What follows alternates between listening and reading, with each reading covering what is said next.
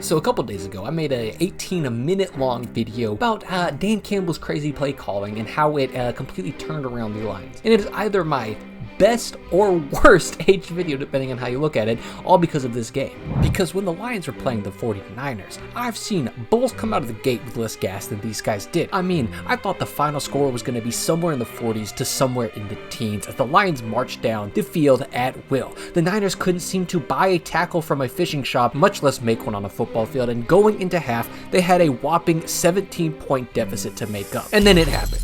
It starts with a decently put together drive for the Niners that's capped off by a Moody field goal to pull them back within 2 scores. The Lions are driving and are in a position to kick their own field goal to make it a 3-score game again, but a well-called play, in my opinion, leads to a moderately to below average thrown ball and a horrendous catch. And if you think things going from good to bad to worse was just for this play, it actually represents the rest of this game, because after the drop, the Niners would throw this awful interception. And by interception, I mean it bounces off of a Lions face mask into the hand of a Niner for a 51-yard gain, where they would score 3 plays later and cut the lead down to 7. But if you're like me, you're thinking, well, the Lions haven't really been stopped offensively all game. They've had to punt once and then had 1 turnover on downs within scoring range. So really, 5 out of 6 of the previous drives, they were in position to score or scored. So Goff hands the ball off and it's fumbled. 1 play, 1 fumble, 1 turnover. And it all started on this boof play in the sense that Goff is handing the ball off to his left. Obviously, the back thinks he's supposed to be running to the right, has to adjust, has the wrong arm down, which fundamentally forces him to adjust how he's holding the ball to get it in a proper cradle, which allows the defender to get in there and knock the ball loose and force the turnover. The Niners turn this into a touchdown to tie the game,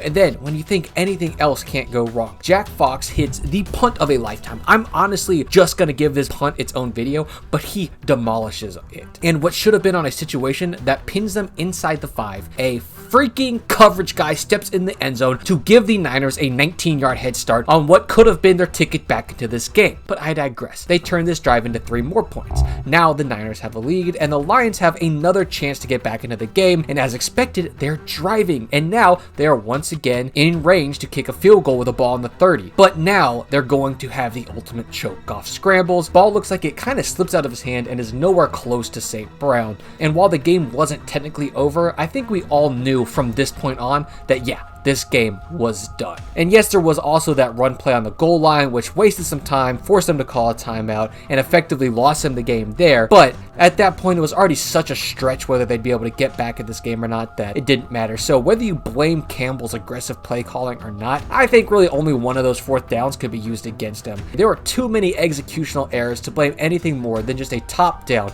organizational collapse, and I absolutely hated to see it.